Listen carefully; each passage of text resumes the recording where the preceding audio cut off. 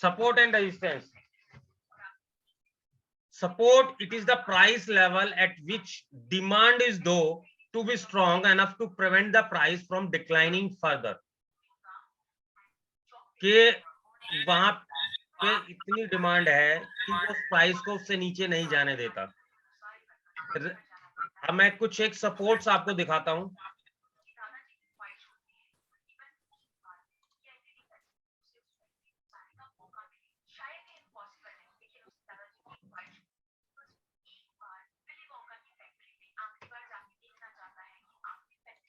ये HDFC life का chart है.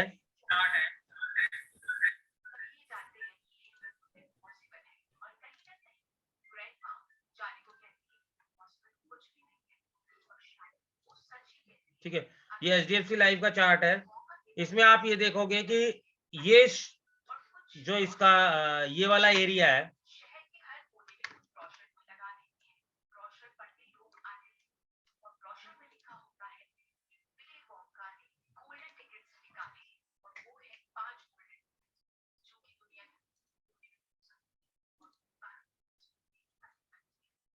ये जो एरिया है, ये क्या है, इसके लिए डिमांड जोन है. यहाँ पे आके प्राइस यहाँ तक गिरता है और यहाँ से फिर बाउंस हो जाता है, फिर यहाँ गिरता है, फिर यहाँ से बाउंस हो जाता है. तो आप ये देखोगे इसके लिए डिमांड जोन एरिया है.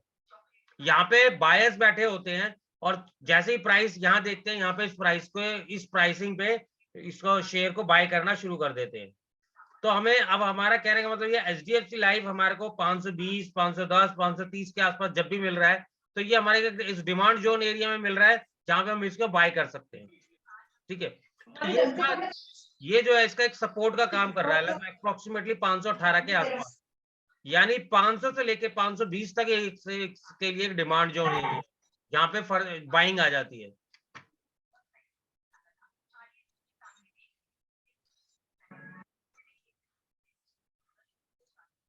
ठीक है, और मैं कुछ आपको दिखाता हूं और डिमांड.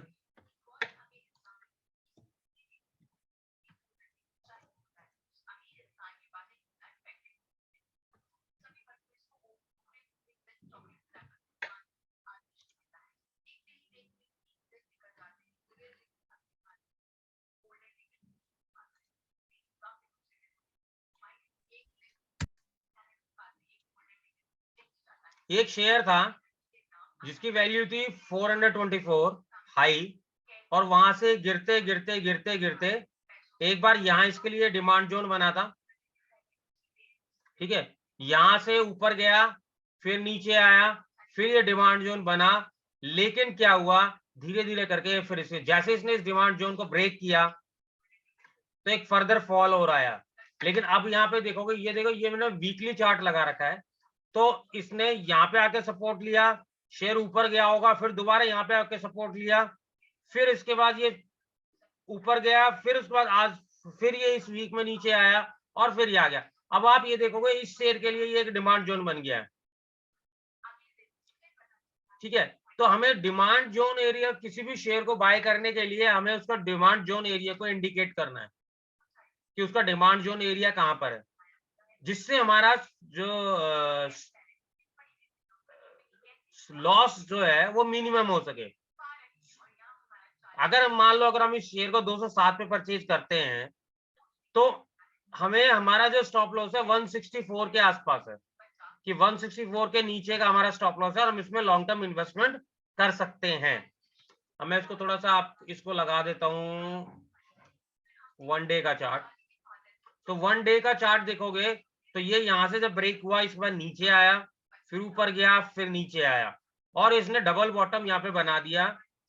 ये कंफर्मेशन ये है कि एक टाइम यहाँ पे आया तब भी ये ऊपर चला गया, दोबारा ये यहाँ पे आया तब भी ये ऊपर चला गया. तो इसका मतलब ये इसको यहाँ पे एक अच्छा खासा सपोर्ट है. तो हम इस शेयर को इस सपोर्ट के साथ बाय कर सकते हैं. अगर किसी ने इस शेयर में पोजीशन बनानी है तो नाइका के शेयर में आप पोजीशन बना सकते हैं और आपका स्टॉप लॉस रहेगा 166 का. 166, 164 या 160 अप्रोक्सीमेटली ले सकते हो. उसके बाद और कुछ शेयर्स का हम देखते हैं डिमांड जोन एरिया.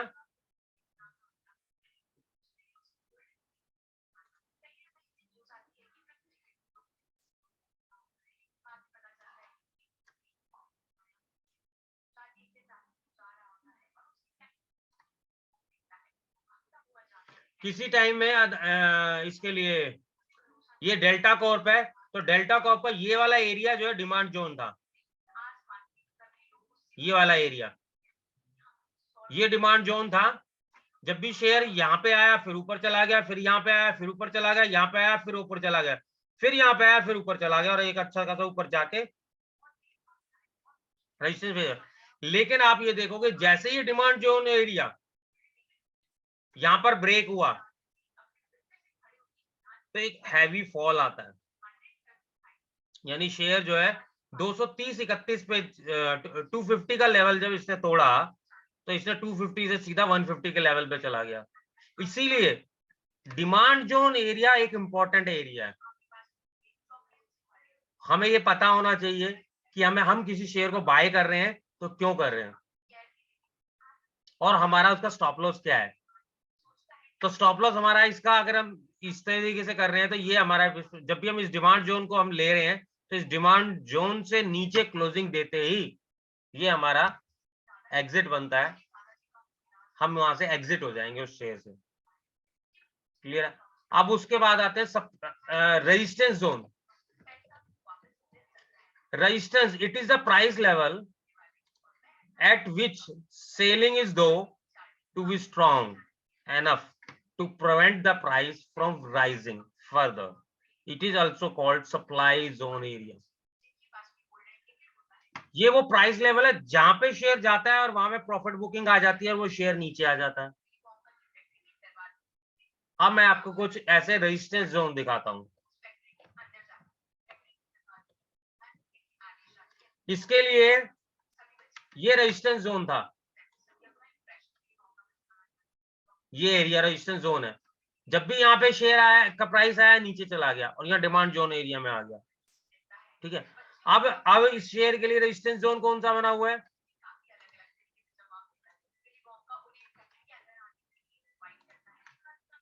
अब इस शेयर के लिए ये वाला जो लेवल है ये एक रेजिस्टेंस जोन बना हुआ है, इसलिए ये मैंने लाइन ड्रॉ कर रखी है। जब ये शेयर इस जोन को क्लियर कर देगा, इस रेजिस्टेंस जोन को क्लियर होकर क्लोजिंग दे देगा, तो इसके अंदर नए जो है नए इन्वेस्टर्स और नए ट्रेडर ऐड हो जाएंगे और वॉल्यूम सडनली बढ़ जाएगा। तो फ्रेश बाइंग इसके अंदर जनरेट हो जाएगी, वरना ये बार बार यहां से नीचे जाएगा। अब मैं आपको एक और दिखाता हूं, एचडीएफसी लाइफ। एचडीएफसी लाइफ का रिसेंट अभी जो हम बात करें तो सप्लाई जोन क्या है? 550 का लेवल जो है, ये 550 का लेवल ये सप्लाई जोन है, रेजिस्टेंस जोन है। याद होगा जो भी हमारे उसमें प्राइम ग्रुप में जुड़े हुए हैं, मैंने बोला था 552 के ऊपर ये अच्छा चल सकता है। क्यों? क्योंकि ये जब रेजिस्टेंस क्रॉस होगी, जैसे ये रेजिस्टेंस क्रॉस होगी इसके ऊपर क्लोजिंग देगा तो इसके अंदर नया इंटरेस्ट जाग जाएगा और नए इन्वेस्टर ऐड होना शुरू हो जाएंगे जो वेट कर रहे हैं या तो हमें ये 500 के आसपास मिले या हमें 550 के ऊपर मिले। अभी जो ये 500 और 550 की रेंज में झूल रहा है। 1, 2 और आज 3 ट्रिपल टॉप में लगाया, 550 के ऊपर क्रॉस तो किया था, बट उसके बाद दोबारा से जो है नीचे प्रॉफिट बुकिंग आ गई और वो नीचे चला गया। तो इस तरीके से रेजिस्टेंस जोन है। टाटा स्टील का रेजिस्टेंस जोन तो देखोगे तो ये रहा रेजिस्टेंस जोन इसका,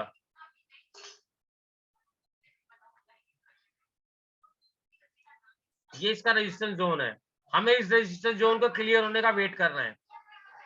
डिमांड जोन कहाँ है इसका? ये 100 रुपए के आसपास का डिमांड जोन है, यहाँ पे डिमांड क्रिएट हो रही है, यानी अभी ये 100 से 115 की रेंज में घूम रहा है, उसी रेंज में ऊपर नीचे चलता रहता है।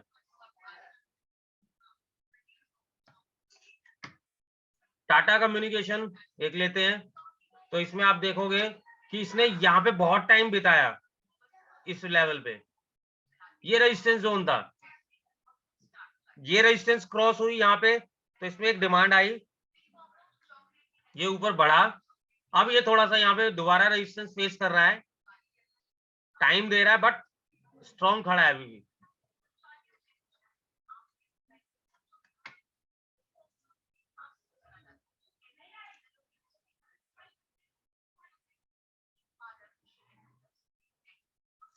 टेक महिंद्रा का डिमांड जोन एरिया, जो रीसेंट डिमांड जोन एरिया रहा ये है 1000 का लेवल। 1000 के आसपास बार बार 1000 के आसपास तक आता है, ये बार बार जो है ऊपर की तरफ घूम जाता है, बट इसकी सप्लाई जोन क्या बनी हुई है, ये 1100 का लेवल, 1100 लेवल तक जाता है, उसके बाद दोबारा नीचे आ जाता है। तो अगर हमें ये डिमांड और सप्लाई यानी सपोर्ट और रेजिस्टेंस के बारे में अगर हमें पता है, तो हम बहुत अच्छे से वेट करके शेयर के अंदर अपनी पोजीशन बना सकते हैं और मिनिमम स्टॉप लॉस के साथ।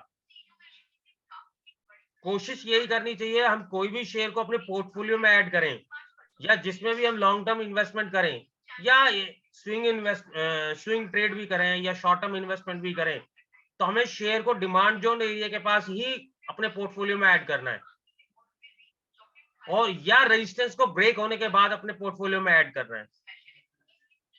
उससे पहले हम इन बिटवीन एरिया में कभी नहीं करेंगे।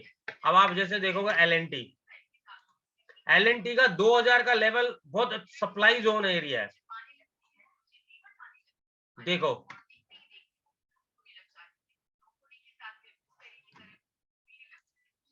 यहाँ रेजिस्टेंस फेस करी, यहाँ रेजिस्टेंस फेस करी, यहाँ रेजिस्टेंस फेस करी, अब थोड़ा इस रेजिस्टेंस के ऊपर चल रहा है, लेकिन स्टिल ये अभी सप्लाई जोन ही बना हुआ है यहाँ पे।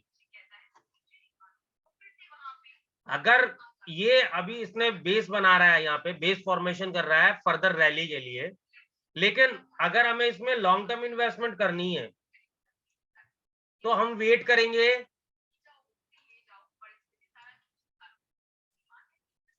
एटलीस्ट 2050 का लेवल क्रॉस होने का। 2050 का लेवल क्रॉस होता है तो भी 2100 पे रेजिस्टेंस आएगी।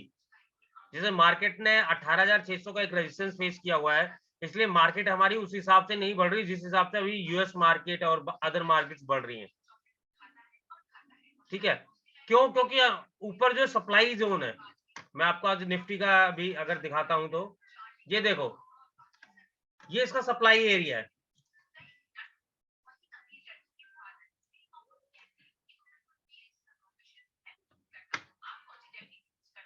$18,000 और 18,600 ये सप्लाई जोन बना हुआ है, ये सारा सप्लाई जोन एरिया है।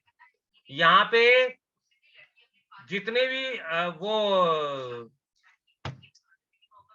लॉन्ग टर्म ट्रेडर्स हैं और या शॉर्ट टर्म ट्रेडर्स हैं, वो इस लेवल में हर अपसाइड पे प्रॉफिट बुकिंग कर रहे हैं, हर अपसाइड पे प्रॉफिट अपने पोर्टफोलियो को लाइट कर रहे हैं, क्योंकि उन्हें हमेशा डर है कि कितनी बार ये 18,000 के 18,000 और 18,600 के रेंज से मार्केट रिवर्स हो गई है। तो इसीलिए यहाँ पे आप देखोगे बराबर सप्लाई आ रही है, मार्केट हमारी ऊपर खुल रही है, फिर भी यहाँ पे सारी रेड कैंडल्स बनी हुई है। क्यों? क्योंकि यहाँ पे सप्लाई है, जो डीआईज है वो भी अपना फंड खाली कर रहे हैं, अपने जो शेयर्स हैं वहां उनको बेच रहे हैं, जो हमारे रिटेलर्स हैं उनको वो भी डरे हुए हैं कि इस लेवल पे अभी हमें क्या करना चाहिए। ठीक है, और इसके साथ ही मैं आपको अभी मार्केट का वो पैटर्न बता देता हूँ। अभी यहाँ पे जो जिस हिसाब से आज क्लोजिंग दी है हमने, देखो अभी तक क्या क्लोजिंग हो रही थी हमारी, हम खुलते ऊपर थे लेकिन नीचे चले जाते थे। किस तरह की कैंडल बन रही थी? सारी रेड कैंडल्स बनी हुई है, यानी बियरिश कैंडल है। बट आज की मार्केट में क्या हुआ कि हम गैप अप ओपनिंग दी और जहां हम खुले थे उससे ऊपर जाके बंद हुए, तो ये एक बुलिश साइन है। आज वो प्रॉफिट बुकिंग नहीं आई जो हर लेवल पे आ रही थी। क्यों? क्योंकि हमने जो एक 18,350 के लेवल का जो एक साइकोलॉजिकल लेवल था, हम उसके ऊपर लगभग हैं, क्योंकि 49 वगैरह को तो खैर क्या काउंट करते हैं। तो अब क्या है हमारे पास 18,200 18,300 एक हमारे लिए बहुत अच्छा सपोर्ट है। ये लेवल 18,200 18,300 एक बहुत सपोर्ट का काम करेगा। अभी हमें क्या करना है, अगर मार्केट में आप ट्रेड करते हो तो आपको जब भी 18,200 के लेवल के पास आती है मार्केट, तो आपने बाइंग करनी है, और 18,600 500 के आसपास सेल कर देना है और वेट करना है। ये एरिया इतनी जल्दी खाली, इस एरिया से हम इतनी जल्दी बाहर निकलने वाले नहीं। यहाँ पे हम बहुत एक अच्छा टाइम स्पेंड कर सकते हैं। 18,000 से लेके 18,600 के बीच gap up gap down, gap up gap down, ये चलता रहेगा, ट्रेंड चलता रहेगा, क्योंकि ऊपर सेलिंग प्रेशर है, क्योंकि सप्लाई है, यहाँ पे सप्लाई जोन है। वी आर फेसिंग रेजिस्टेंस, ठीक है। तो ये इस तरीके से आप सपोर्ट और रेजिस्टेंस को जान सकते हो। अब सपोर्ट और रेजिस्टेंस के साथ साथ हमें क्या चाहिए होती है, वॉल्यूम, एक चाहिए होती है वॉल्यूम। ये जो नीचे जो आपको रेड और ब्लू ग्रीन सी कैंडल्स जो दिख रही हैं, ये जो है वॉल्यूम को दिखा रहा है कि मार्केट के अंदर वॉल्यूम कैसी है। तो अब हम अभी वॉल्यूम को एनालाइज करें तो ये वॉल्यूम से ज्यादा ही वॉल्यूम हुई है आज। वॉल्यूम अच्छी है, बाइंग साइड है, तो इसका मतलब जो है कि पॉजिटिव वॉल्यूम आ रही है। अब उसके बाद वॉल्यूम अगर आपने इसमें लगाना हो, कल हम एक्चुअली ट्रेडिंग व्यू की एक क्लास अटेंड करेंगे कि पूरे ट्रेडिंग व्यू में ये टूल्स हैं, इनको कैसे इस्तेमाल करते हैं, ठीक है। तो ये सपोर्ट और रेजिस्टेंस से रिलेटेड किसी को कोई डाउट?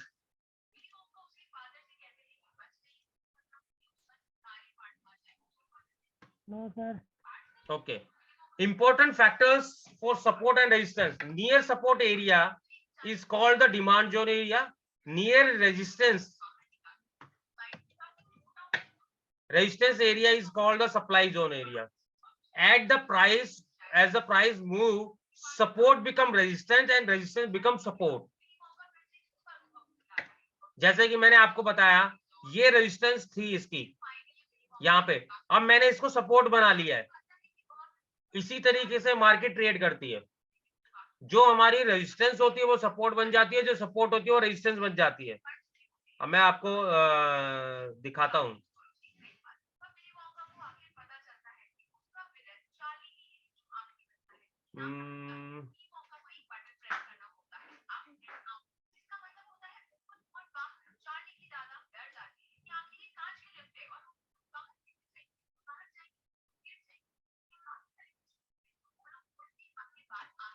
आप यहाँ पे देखोगे, जैसे ये था, ये इस लेवल पे डिमांड जोन था,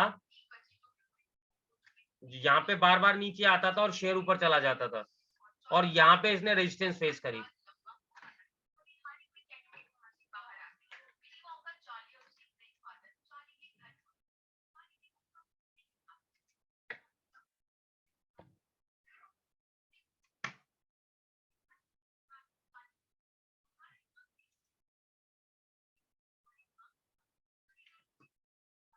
ये देखो, ये आपके सामने अच्छा एग्जांपल है। ये रेजिस्टेंस है यहाँ पे, और ये अब सपोर्ट बनी हुई है। जो ये रेजिस्टेंस एरिया था, ये अब सपोर्ट का काम कर रहा है। सबको क्लियर है? ये रेजिस्टेंस से फेस करी थी यहाँ पे, और अब ये जो है सपोर्ट का काम कर रहा है। इसी तरीके से रेजिस्टेंस जो है सपोर्ट का काम करती है। ये देखो यहाँ कितनी अच्छी ये रेजिस्टेंस फेस करी है, 1 2 3, अब ये सपोर्ट का काम कर रहा है यहाँ पे। वो डब्बा रखा ना, उसमें मंगलसूत्र रखे हैं, तुम जाना यार, रख सुबह तक बड़ा रहेगा तो गंदा हो जाता है।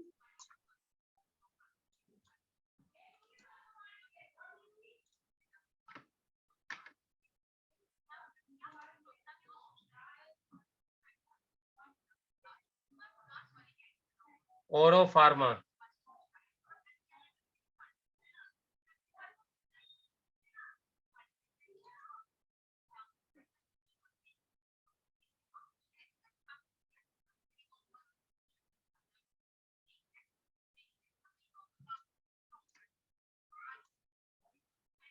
मैं देख रहा हूँ आपको कुछ और एरिया दिखाऊं जहाँ पे सपोर्ट रेजिस्टेंस बन जाए, रेजिस्टेंस सपोर्ट बन जाए।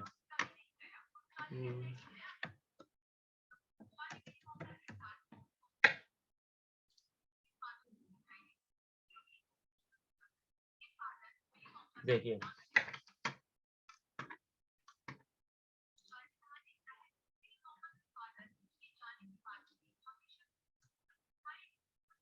ये सपोर्ट है, यहाँ रेजिस्टेंस है, अभी ये रेजिस्टेंस है, ये देखो। तो इस कोई नई रैली अगर किसी शेयर में शुरू होनी है, जो अगर कोई नई रैली शुरू होनी है, तो इन एरिया से जो कंजेशन जोन्स होते हैं उनसे बाहर निकलना ज्यादा जरूरी है। अगर ये इस जोन से बाहर निकलेगा तो तुम्हारा फिर जो है कंजेशन जोन ये वाला आ जाएगा। और ये जनरली सपोर्ट और रेजिस्टेंस आप देखोगे तो ये एक साइकोलॉजिकल लेवल्स होते हैं, जैसे यहाँ 1100 है, ऊपर जो ये 1200 है, तो राउंडिंग नंबर्स जो होते हैं।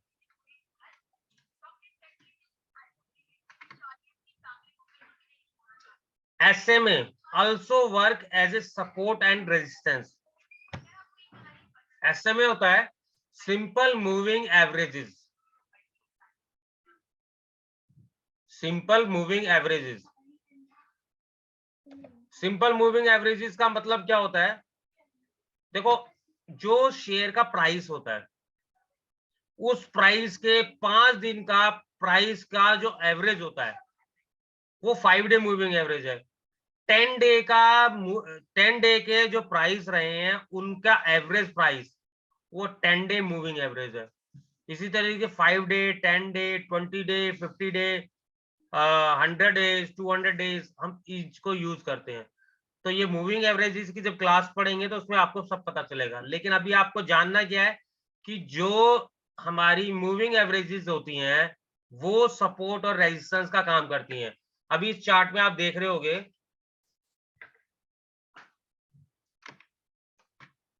ये जो प्राइस है यहाँ पे आके सपोर्ट ले रहा है, यहाँ पे आके सपोर्ट ले रहा है, यहाँ पे आके सपोर्ट ले रहा है, ये सपोर्ट ले रहा है।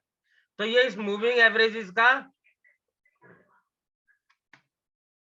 इस मूविंग एवरेज के बिल्कुल साथ साथ चल रहा है। तो कुछ सोचने की जरूरत नहीं है, जब तक ये शेयर इस मूविंग एवरेज के अलोंग चल रहा है तो हमारे पास ये हमेशा इसके लिए बाइंग अपॉर्चुनिटी। देखो कितना इजी है, देखो जज करना। ये अभी तक मूविंग एवरेज के नीचे था, बिल्कुल ठीक है, हम इसमें बाइंग पोजीशन नहीं करेंगे, ठीक है। अब जैसे ही इस मूविंग एवरेज के ऊपर गया हम यहाँ पे अपनी बाइंग पोजीशन बना लेंगे, बना लीजिए। यानी 915 के आसपास हमने शेयर को खरीद लिया, 915, 920, 925।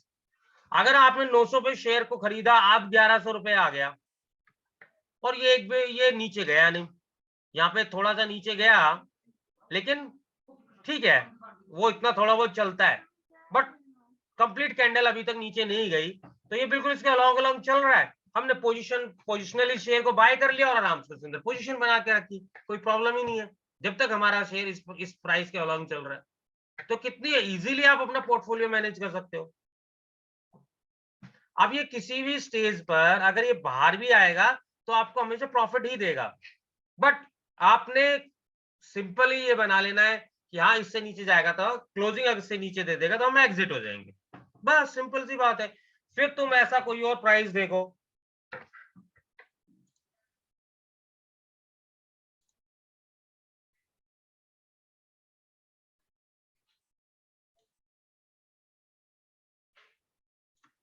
ये देखो ये आईटीसी है, मान लो आपने यहाँ पोजीशन बनाई 265 पे, ये ऊपर गया, यहाँ पे क्लोजिंग दे दी 267 पे, आप चलो बाहर हो गए, कोई दिक्कत नहीं है। फिर आपने दोबारा खरीदा 270 पे, ठीक है, और उसके बाद यहाँ पे एग्जिट हो गए, 270 पे एग्जिट हो गए, ठीक है। यहाँ से हम नीचे जा रहा है, फिर आपने यहाँ पे पोजीशन बना ली 267 पे, दोबारा बना ली 267 पे पोजीशन बनाओगे तो आप ये देखोगे आपका एग्जिट लगभग जो है यहाँ मिलता है 335, ठीक है। यहाँ पे आप कंजेशन जोन में आप चलते रहे, कोई दिक्कत नहीं, आप एग्जिट भी हुए, इन भी हुए। बट देखो कई बार ऐसा होता है कि 5 टाइम्स आपका स्टॉप लॉस हिट हो रहे हैं, लेकिन 1 टाइम ही आपको ऐसा अच्छा पोजीशन मिल जाती है, आप बहुत लंबा उसमें कैरी करके चले जाते हो। एक नहीं, कई शेयरों में इस तरीके से होता है। मैं आपको ये दिखाता हूं, अदानी पोर्ट, ये अदानी पोर्ट है। आपने लगभग यहाँ पोजीशन बनाई, आप इस मूविंग एवरेज के अकॉर्डिंग आप चलते रहे और यहाँ मूविंग एवरेज के नीचे गए, प्रॉफिट बुक कर लिया 919 में। क्लियर? यहाँ एग्जिट हो गए, बने रहे, नीचे जा रहा है, ये दोबारा इस रेंज में आया 811 पे, आपको दोबारा एंट्री करने का मौका मिल रहा है। और आपने फिर अब ये कहते हैं हमारा शेयर ने कब बॉटम बनाया, कैसे पता चलाएंगे? इस तरीके से मूविंग एवरेज को आप अपना लेवल बना सकते हो। तो जब तक कोई शेयर अपनी मूविंग एवरेजेस के ऊपर है तब तक वो शेयर पॉजिटिव है, और जब वो मूविंग एवरेज के नीचे चला जाता है तो उसका ट्रेंड नेगेटिव हो जाता है। तो इस तरीके से मूविंग एवरेजेस जो है सपोर्ट का काम करेंगी, और यहाँ पे मूविंग एवरेज रेजिस्टेंस का काम करेगी। जब शेयर मूविंग एवरेज के नीचे है तो वो रेजिस्टेंस का काम करता रहेगा, और जब मूविंग एवरेज के ऊपर है तो वो सपोर्ट का काम करेगा। ठीक है? हेलो, हाँ जी। सॉरी सर, ये कोई पैटर्न तो नहीं बन रहा? कप एंड हैंडल पैटर्न नहीं बन रहा इसके अंदर किसमें? जो अभी आप दिखा रहे थे? नहीं, कोई पैटर्न नहीं बन रहा। ठीक है सर। ओके, उसके बाद चलते हैं ईएमए। जिस तरीके से हमारा सिंपल मूविंग एवरेज होता है, इस तरीके से एक्सपोनेंशियल मूविंग एवरेज होता है। मैंने जो अपने स्क्रीन पे लगा रखी है वो एक्सपोनेंशियल मूविंग एवरेज है। ठीक है?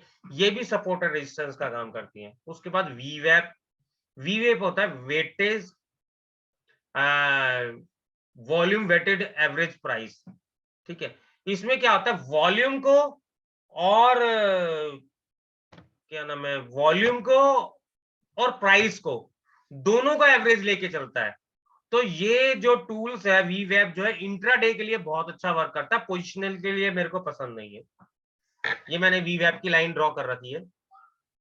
वीवेप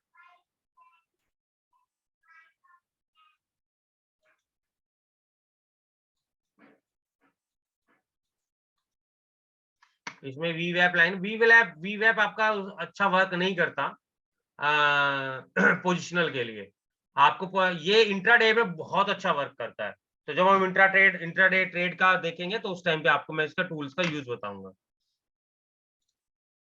उसके बाद trend line also work as a support and resistance. अब ट्रेंड लाइन का मतलब क्या होता है, देखो हम इसमें ना कुछ लाइन ड्रॉ करते हैं, जैसे जैसे जैसे जैसे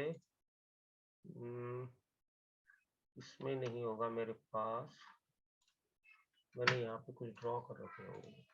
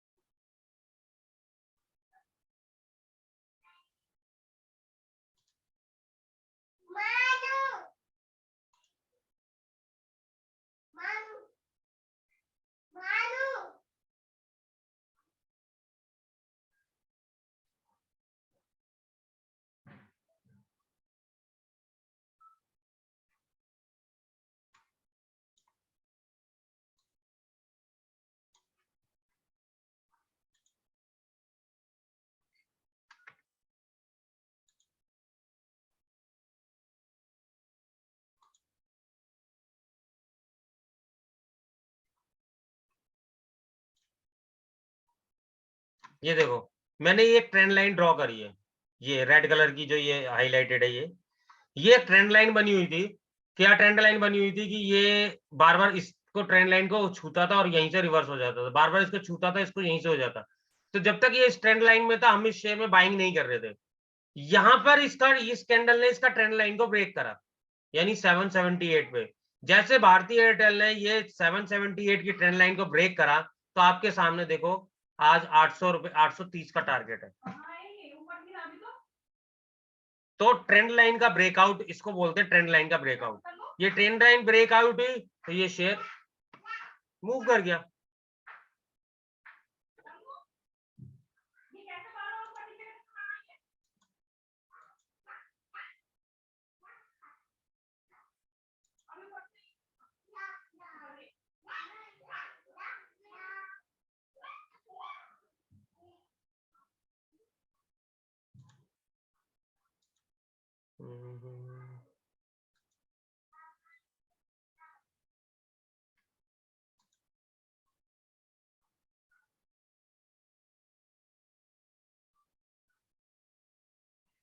ये थी फॉलिंग ट्रेंड लाइन, ये महेंद्र जी ने बनवाई थी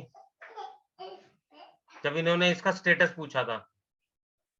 तो ये ट्रेंड लाइन से बाहर निकला है, तो जैसे ही बाहर निकला है देखो इसमें कुछ बाइंग आना शुरू हुई है और अच्छी वॉल्यूम है, वॉल्यूम भी देखो अच्छी है। लेकिन 17 नवंबर को इसका रिजल्ट है, तो रिजल्ट के आसपास शेयर गिरते पड़े बहुत ज्यादा है। कल है सर, 12 को रिजल्ट है। नहीं 17 को है, 17 को रिजल्ट है इसका। 17।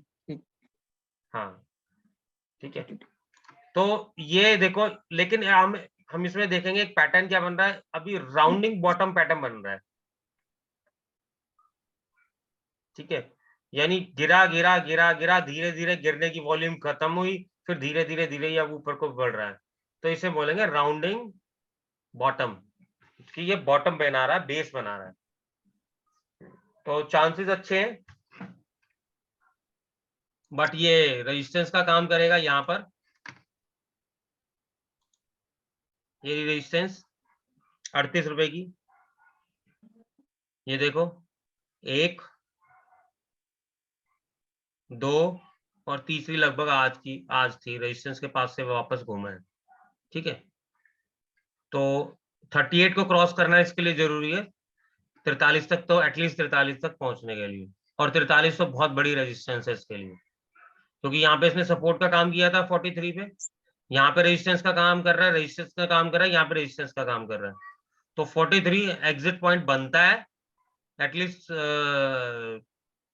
60% शेयर तो प्रॉफिट बुक करना चाहिए इस टाइम पे। ओके, तो मैं सपोर्ट रेजिस्टेंस पे थे। Rounding number also act as a support and resistance. Rounding number 200, 300, 400, 500, 100, इस तरह के जो राउंडिंग नंबर्स होते हैं ये सपोर्ट एंड रेजिस्टेंस का काम करते हैं। जैसे आपका आईटीसी 200 तक आता था और उसके बाद 220, 230 तक जाता था, फिर 200 पे आता था, फिर ऊपर जाता था, यानी 200 रुपए से 250 रुपए की उसकी रेंज थी। लेकिन जिस दिन 250 रुपए टूटा उस दिन दोबारा 200 नहीं आया ना, एक बार 250 ब्रेक करने के बाद 200 नहीं आया ना, क्योंकि उसकी रेंज अब अलग हो गई, वो उस रेंज से बाहर हो गया। अब 250 रुपए उसके लिए क्या बन गया, सपोर्ट बन गया। जो रेजिस्टेंस फेस कर रहा था उसको वो सपोर्ट का काम करने लग गया कि भाई 250 से नीचे नहीं जाएगा। जब 250 के आसपास था, 260-70 हो गया, तो 250 रुपए हमारा स्टॉप लॉस है, अगर इससे नीचे आएगा तो हम एग्जिट कर जाएंगे। अब 300 बन गया, अब 350 बन गया, अब 350 का लेवल है जो वो 350 के आसपास तक आता है आईटीसी, और उसके बाद फिर उसमें डिमांड क्रिएट हो जाती है। मैं आपको दिखाता हूँ।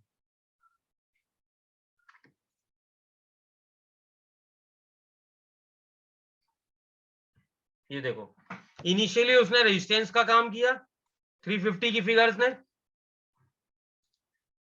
इस फिगर ने रेजिस्टेंस का काम किया, और यहाँ पे अब ये सपोर्ट का काम कर रहा है। जब भी इसके नीचे जाता है तो एकदम डिमांड क्रिएट हो जाती है।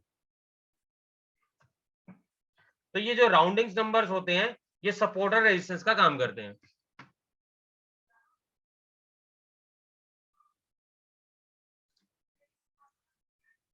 और 52 वीक हाई एंड 52 लो जो है वो भी एक सपोर्ट और रेजिस्टेंस का काम करते हैं। तो ये हमारा आज का टॉपिक था, सपोर्ट एंड रेजिस्टेंस। लगभग सभी को समझ में आया होगा, और आपके कुछ डाउट्स हैं इससे सपोर्ट और रेजिस्टेंस से रिलेटेड तो आप मेरे को बताएं। दूसरा, एक भी किसी का मेरे पास ये मैसेज नहीं आया, मैंने ये बोला था कि कल मैं कैंडलस्टिक्स वाला चार्ट आपको जो थे वो पैटर्न्स वो मैं आपको शेयर करूंगा, बट किसी ने भी मांगा नहीं। ये इंडिकेट ये करता है कि सब इसी समय क्लास अटेंड करते हैं, उसके बाद सब जाके बैग को बंद कर दिया, लैपटॉप बंद कर दिया, और उसके बाद सब अपने घर में बैठ गए आराम से। अब कल की क्लास की जब ऑफिस में लिंक आएगा जब खोल के देखेंगे। सर, ऑफिस में बिजी हो जाते हैं ना। तो देखो, मैं एक चीज ये बता दूं, ये वो चीज है जो बिना स्टडी किए आप इसमें एक्सपर्ट नहीं बन पाओगे। सिर्फ क्लास अटेंड करने से कुछ नहीं होगा, प्रैक्टिस प्रैक्टिस प्रैक्टिस तो मांगेगी ही मांगेगी। ठीक है, तो वर्क करो, जो आप सीख रहे हो उसको देखो। जैसे मैं तुम्हारे सामने सपोर्ट एंड रेजिस्टेंस ढूंढ रहा हूं अलग अलग शेयर्स में, आप भी ढूंढो। तो क्या होगा कि देखो मार्केट में इतना टाइम नहीं होता कि आप पूरी लाइन ड्रॉ करके देखोगे, सब कुछ करके देखोगे। पता है क्या होता है, देखते ही पता चल जाता है अब ये शेयर अब भागने वाला है। तुम देखते हो यार इन्होंने शेयर डाला अभी क्यों एकदम भागने लग गया, तो क्या मैं लाइन ड्रॉ करके देख रहा होता हूँ? आज आपके सामने मैंने वेदांता दिया, ठीक है, मैंने कहा 212 रुपए 80 पैसे के ऊपर क्रॉस करेगा तो ये भागेगा, मतलब अच्छा लग रहा है, वो एकदम 215 आ गया विद इन 5 मिनट्स। ऐसा थोड़ी है कि मैंने बोला मेरी थोड़ी सुन रहा है वो बैठ के, वो सिर्फ लेवल्स को देख रहे हैं कि लेवल क्रॉस हो रहा है। और इवन मैंने फोटो भी शेयर करी थी